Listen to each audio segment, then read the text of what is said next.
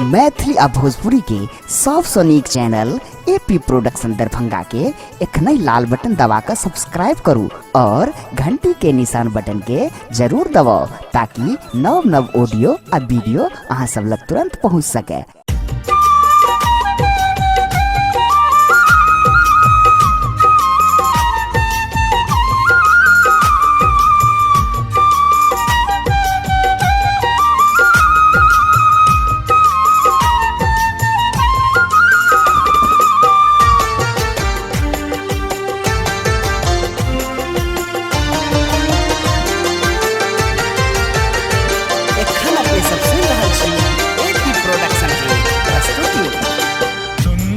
सजल दरबार है मैया अम्बे रानी के, सुंदर सजल दरबार है मैया अम्बे रानी के।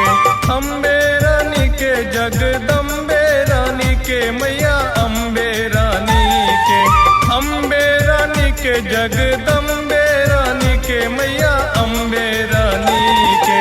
सुंदर सजल दरबार है मैया अम्बे रानी के, सुंदर सजल दरबार है मैया अम्बे रानी के।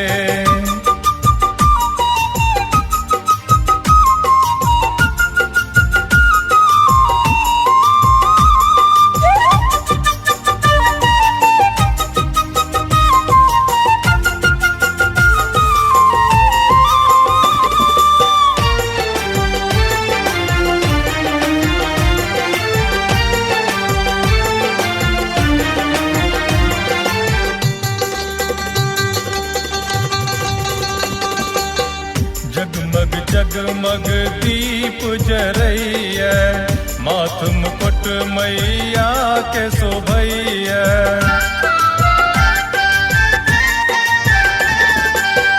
जगमग जगमग दीप जरैया, माथ मुकुट मैया के शोभैया। सिर पर छतिन सवार है देखो दुख हारनी के, सिर पर छतिन सवार है देखो दुख हारनी के। सुंदर सजल दरबार है मैया अम्बे रानी के, सुंदर सजल दरबार है मैया अम्बे रानी के।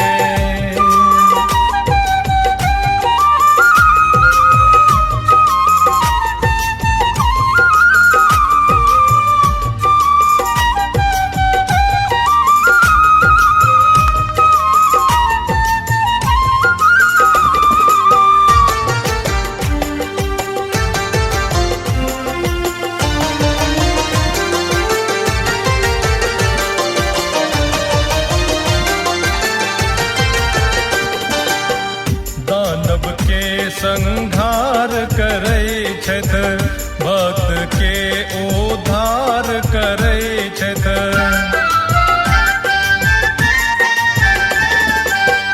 दानव के संहार करै छथ, भक्त के उद्धार करै छथ। साचा हिनक दरबार है मैया अम्बे रानी के, साचा हिनक दरबार है मैया अम्बे रानी के। सुंदर सजल दरबार है मैया अम्बे रानी के, सुंदर सजल दरबार है मैया अम्बे रानी के।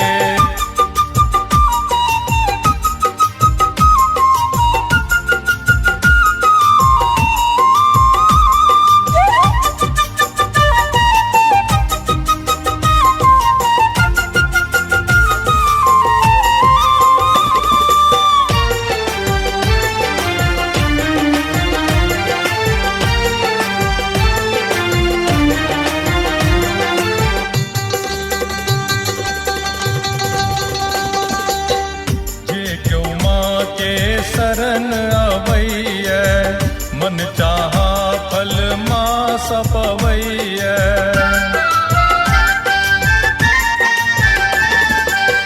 जे क्यों माँ के शरण शरण अवैया मन चाहा फल मास पवैया ललन करे जय जयकार है मैया अम्बे रानी के ललन करे जय जयकार है मैया अम्बे रानी के सुंदर सजल दरबार है मैया अम्बे रानी के सुंदर सजल दरबार है मैया अम्बे रानी के अम्बे रानी के जगदम्बे रानी के मैया अम्बे रानी के अम्बे रानी के जगदम्बे रानी के मैया अम्बे रानी के सुंदर सजल दरबार है